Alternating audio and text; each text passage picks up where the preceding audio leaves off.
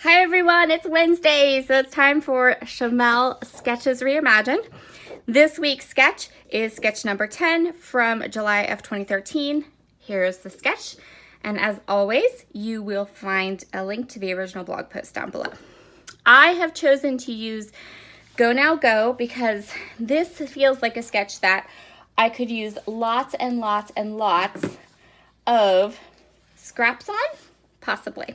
So this is my last little bit of Shimelle's Go Now Go. I actually only have one 12 by 12 sheet of paper. That's not true. A friend of mine actually also sent me a paper pad. I just remembered that. It's over there. We're going to be working with paper pads next month though, so we're going to go with this right now. I am going to grab some of these cute autumn stamps and emboss them for my embellishments. So I might use some of the embellishments that are here in this stack, but I wanted the photo to have a really fall feel. So this is our photo. This is my oldest son and my sister. And oh, we have a very, very, very special sticker. We will have a very, very, very special guest designer with us this week. So if you check down below, you'll find Shimelle's original blog post, and then you will also find a link to her live. So on Monday for her Facebook Live, she played along with me. She was going to do it as a video, and we've been emailing and talking about it since like July or January or February. But then with all the COVID stuff, it was crazy. So she just used the sketch on her live, and I will leave a link to that video down below, but she's like the sweetest thing ever. So yeah, so let's start creating. We're gonna do some stamping and some heat embossing, and then we're going to do some triangle making. I think I'm just gonna stick with the triangles. They're cute. They kind of have that geometric feel that I feel like Go Now Go has, that we could probably work it, but we'll see. I haven't 100% decided yet. We could also do hexagons. You know how much I've been loving my hexagons this month. So maybe we'll try hexagons, huh? All right, let's get creating and see what happens.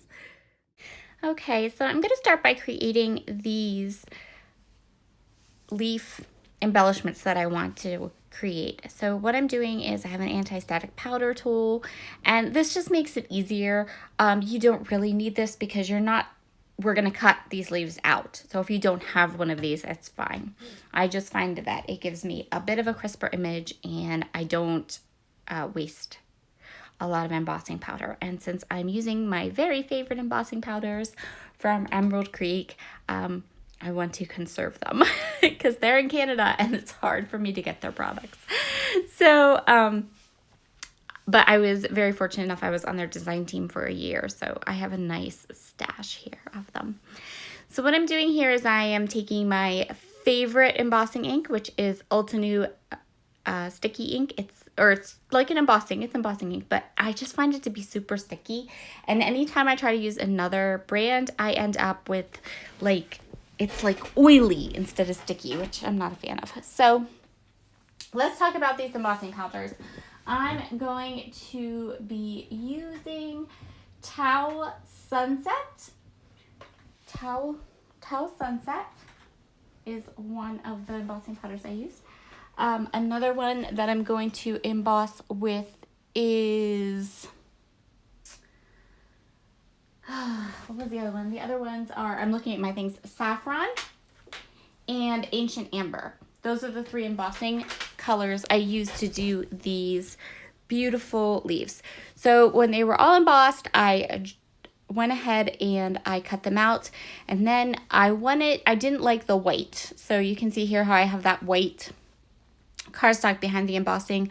I wanted to kind of put some color on that back white. I didn't like how stark it was. So I'm just taking one of my Picket Fence blending brushes and some Antique Linen Distress Oxide ink, and I am just going to go ahead and rub over the whole leaf to get some color on that white. And then I'm just taking a baby wipe and ever so slightly just whisking off the extra ink that I don't want on my embossing. And that way I don't have the stark white of the leaves. They kind of look more like they match more the layout. So the next thing I did was I decided I was going to do hexagons. So I went ahead and I took my tiny hexagon from my hexagon punch. I always get a question about this hexagon punch. It's really old. It's probably more than 10 years old. It's from Creative Memories. Maybe you can snag one on eBay. It's very, I don't know where to tell you to even go to look for them except eBay, because it would have to be used. They don't make them anymore. Okay, so what I did was I took all those scraps of paper, the smallest ones. I started with the smallest ones and then kind of pulled from patterns that I thought I really wanted to include in my layout. And I punched all of those beautiful hexagons, and then I inked them up using Distress Photo, Vintage Photo, wait, I messed that up. Vintage Photo Distress Oxide inks. So now I'm going to go ahead and I'm going to use some more of the scraps from Go Now Go, and I'm going to cut myself a mat for my photo. And then I'm going to use this fun kind of map paper as part of my layout to go along with the sketch. So overall, I really like how this layout turned out. And the only thing I'm not happy with is the title. I picked a title, I had a title I really wanted to use, and I picked a title that I just think was too long. And then I tried to make it all mixed fonts, and it just didn't, I'm not happy with it. Even now, when I look at it, like, I'm just not happy with the title. So I'm not sure. I left it that way. I didn't change it up yet. It still looks like that. And I might just go with it because, you know, it's just a scrapbook page. We don't have to love them all. And I don't hate it. I just, you know, I wish I had done something different for a title, if that makes sense. So I'm going to go ahead and use this matte pattern paper. So my whole point of telling you this is that, so if at the end you're like, I don't know about that title, please stick with me. We'll do a better title next time, I promise. Okay, I'm going to go ahead and put this map paper down. And I am using my last 12 by 12 sheet of Go Now Go. That is the full weight cardstock sheet. So I still do have a paper pad, but the heavy cardstock that you could use for a background. The paper pads always have such thin paper in them that I don't think I could use those papers as a background unless I layered it up with a sheet of white cardstock, which could conceivably happen. So now I'm just trimming this down. I really wanted the mat around this picture just to be a lot of that dark navy. I didn't want it to be too thick. I just wanted that little bit of dark around the photo to kind of contrast and pop away from this street view paper. So I'm really liking how this looks. I'm going to go ahead and put this down. I actually like every part of this layout until I get to the title. Oh well, such is life. Now I'm going to go ahead and I'm going to start doing the hexagon. So if you have seen any of my hexagon layouts this month, you know that the trick is to get the first one straight. So sometimes to get the first one straight, I do pull out my T-scribbler. This one, I decide to just go ahead and kind of butt it up against my photo and against the papers because I felt like I cut them pretty straight and they looked straight on my layout. So if they looked straight and then they're a little crooked, then when I start to put the hexagons down, then the hexagons will look crooked. Even though they wouldn't be crooked, they would be the straight thing. Does that make sense at all? Okay, so now I'm putting down these hexagons. I'm adding them in a loose line, but I don't want them to look like a line of hexagons, right? So I'm kind of honeycombing a couple out and away so that they are a line, but they're not a straight, like one hexagon, one hexagon, one hexagon, one hexagon line. Does that make sense? Okay, I'm going to say it does. And moving on then. I did follow the sketch a great deal for this particular layout. I find this sketch to be very fun to do. This is, I'm familiar with the sketch. This is probably the second or third time I've worked with it for different things on my channel, we may have even used it as a stretcher sketch. Possibly, I know I've done pages with this sketch before, so to break it up a little bit, I thought it would be good to use hexagons. I know I've done it with triangles before, and I think I did it with flowers once. In my head, I did, so I must be remembering that correctly. But anyway, okay, so next up, I have my hexagons all down. They're all glued. They're ready to go. Someone had commented that they'd like to see my camera pulled in a little bit more, which will be coming probably, I don't remember, when I start creating again. I'll pull my camera in. This is going to be my journaling spot. This is a die cut from the collection. It had some nice lines on it. I thought that it worked really well.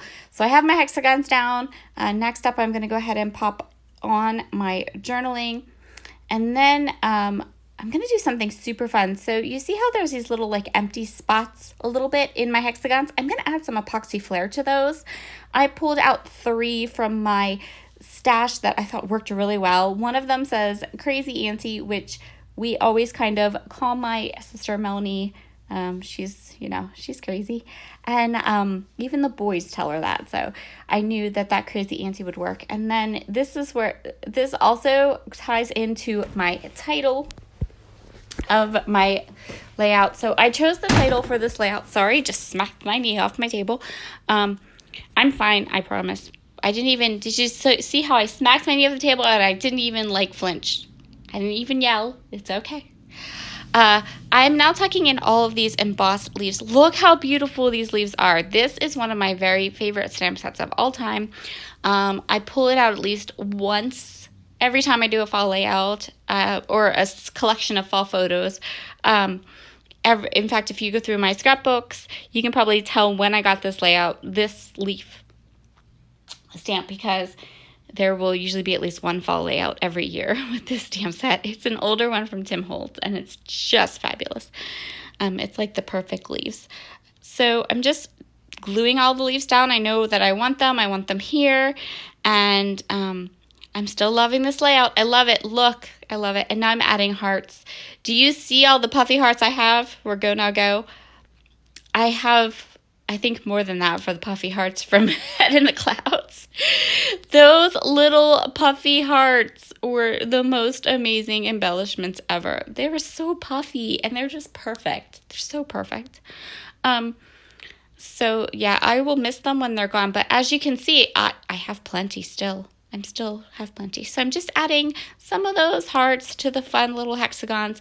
Still loving this layout. Think it looks great. Wish I had stopped right here. But no. So the title I wanted was, I have a crazy aunt and I'm not afraid to use her. And I really wanted that title because, like I said, we call my sister Crazy Aunt all the time. So I took out all of these like beautiful, fun little thickers and I thought, that's it. This is what I'm going to do. I matched them up to the colors in my layout and I'm going to do this nice long title. And so, yeah, I just go along my merry way and get this title all up. And there we go. So I don't hate it, but I don't know. Something about it, it's too much. It's a little too busy for me. But if you love it, it works. Like, it works design-wise, it works. I'm going to add a little bit of a cluster just above my title. I felt like it stopped a little too, like it just stopped, like it needed something up there to kind of pull it back through. So I'm going to add a little bit of an embellishment cluster up there.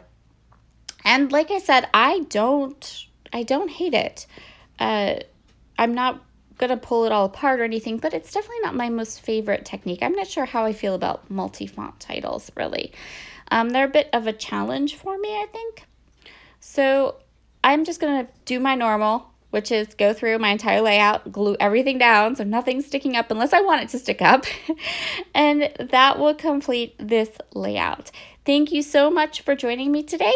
If you are a new subscriber, we've had tons of them come. Thank you. Welcome. We love you. I'm so glad you're here. And thanks to all of you. I hit a huge milestone and there are 4,000 of you. 4,000! We're going to do a giveaway with our video tomorrow. So stay tuned for that. I'll talk to you all again very soon. Bye.